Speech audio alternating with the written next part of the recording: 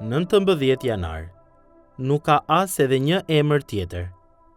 Dhe në asnjë tjetër nuk është shpëtimi, sepse nuk ka as edhe një emër tjetër nën qiell, që është dhënë ndër njerëz, në të cilin ne duhet të shpëtohemi. Veprat e Apostujve 4:12. Pranë godinave universitare të Universitetit Northwestern në periferi të Chicagos, ndodhet një tempull i madh, i ngritur nga besimi Bahai. Ai është një strukturë madhështore, me 9 portik, një për secilën nga 9 fetë kryesore botërore, dhe të gjitha të çojnë në një auditor qendror.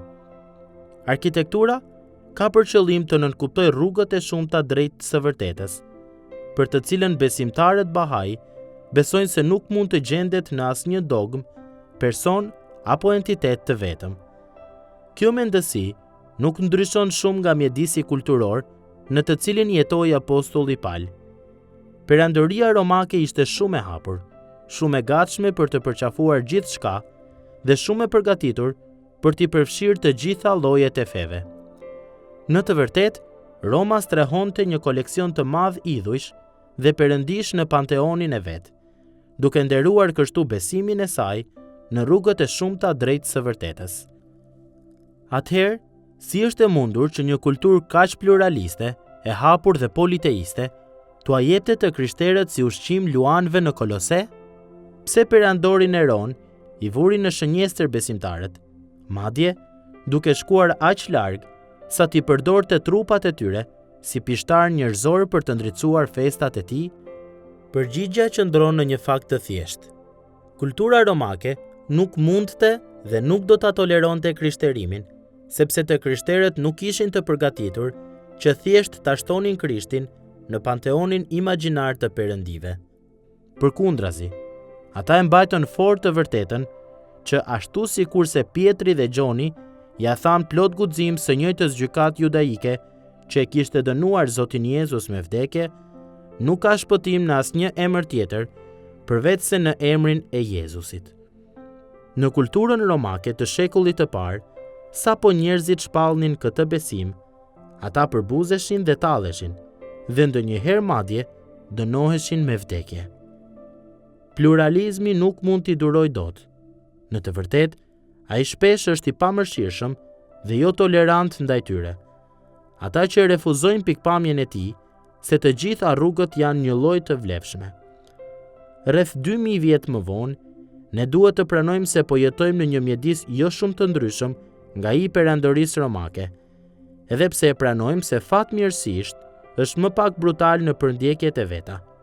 Krishterimi biblik që flet për një Krisht që do të vijë sërish në lavdi, një Bibël të pagabueshme dhe një perëndi triun, është ofendim ndaj një bote pluraliste. Megjithatë, pavarësisht se çfarë mund të besoj bota përreth nesh, Jezusi nuk e ka vendin mbi një piedestal për krah perëndive të tjerë të rrem ose figurave fetare. Ai është shumë më tepër se një portik tjetër që të çon tek e vërteta. Ashtu si perëndia Filistin, Dagoni, ra dhe u thye përpara arkës së Zotit. 1 Samuelit 5:1-4. Po kështu do të vërtetohet se të gjithë të tjerët nuk janë asgjë në krahasim me të. Ky mesazh nuk është popullor, por mbetet i vërtet.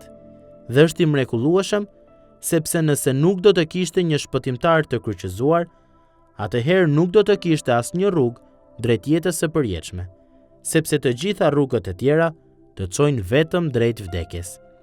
Një ditë Buda, Muhameti dhe çdo profet tjetër i rrem do të përkulen para këmbëve të Jezusit dhe do të shpallin se ai është Zot për lavdi të Perëndisë atë.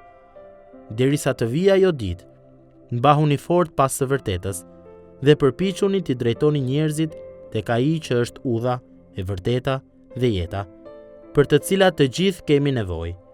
Gjoni 14:6. Të krishterët që ndoqën shembullin e Gjonit dhe të Pietrit për të mos hequr dorë ose për të mos qëndruar në heshtje, ishin ata që e ndryshuan perandorinë romake me hirin e Perëndisë. Edhe ne mund ta transformojmë botën sot, teksa ndjekim gjurmët e tyre.